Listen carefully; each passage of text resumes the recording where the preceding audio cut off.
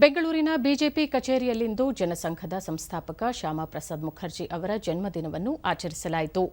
BJP ರಾಜ್ಯಾಧ್ಯಕ್ಷ B Y Vijayendra Shyamaprasad ಅವರ ಭಾವಚಿತ್ರಕ್ಕೆ ಪುಷ್ಪನಮನ ಸಲ್ಲಿಸಿದರು. ಈ ಸಂದರ್ಭದಲ್ಲಿ ಸಂಸದ ಡಾ ಸಿಎನ್ ಮಂಜುನಾಥ್, ಬಿಜೆಪಿ ಮುಖಂಡರಾದ ಭಗವಂತ್ ಖೂಬಾ, ಛಲವಾದಿ ನಾರಾಯಣಸ್ವಾಮಿ ಮತ್ತಿತರರು ಉಪಸ್ಥಿತರಿದ್ದರು.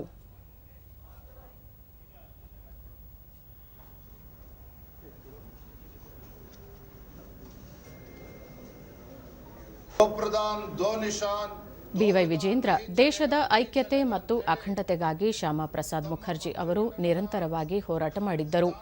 ದೇಶದ ಪರವಾಗಿ ಕೆಲಸ ಮಾಡಿ ಕಾಶ್ಮೀರದ ಉಳಿವಿಗಾಗಿ ತಮ್ಮ ಬದುಕನ್ನೇ ಮುಡುಪಾಗಿಟ್ಟರು ಎಂದು ಸ್ಮರಿಸಿದರು. ಅಕ್ಟೋಬರ್ 21, 1951ರಲ್ಲಿ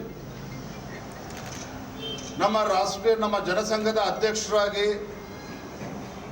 ಅವರ ನೇತೃತ್ವದಲ್ಲಿ ನಿರಂತರವಾಗಿ ಈ ಭಾರತದ ಐಕ್ಯತೆ ಬಗ್ಗೆ, ಭಾರತದ ಅಖಂಡತೆ ಬಗ್ಗೆ ಅವರದೇ ಆದಂಥ ಒಂದು ದೃಷ್ಟಿಕೋನ ಇಟ್ಕೊಂಡು ನಿರಂತರವಾಗಿ ದೇಶದ ಪರವಾಗಿ ಮತ್ತು ಸಂಘಟನೆಯನ್ನ ಕಟ್ತಕ್ಕಂಥ ಕೆಲಸ ಅವರ ನೇತೃತ್ವದಲ್ಲಿ ಆಗಿರ್ತಕ್ಕಂಥದ್ದು.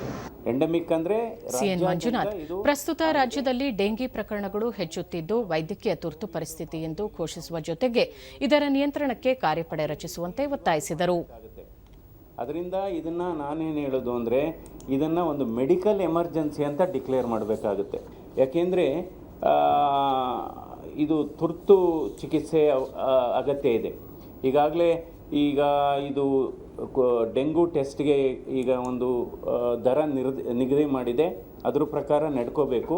ಯಾವ್ಯಾವ ನರ್ಸಿಂಗ್ ಹೋಮ್ಗಳಾಗ್ಬೋದು, ಲ್ಯಾಬ್ರೇಟ್ರಿಗಳಾಗ್ಬೋದು ಅಥವಾ ಡಯಾಗ್ನಾಸ್ಟಿಕ್ ಸೆಂಟರ್ಗಳಾಗ್ಬೋದು, ಅದು ಸರಿಯಾಗಿ ಆ ದರಕ್ಕಿಂತ ಹೆಚ್ಚು ಅವರೇನಾದರೂ ಕಲೆಕ್ಟ್ ಮಾಡಿದರೆ ಅಂಥವ್ರ ಮೇಲೆ ಹೆಚ್ಚಿನ ಕ್ರಮ ತೆಗೆದುಕೋಬೇಕು.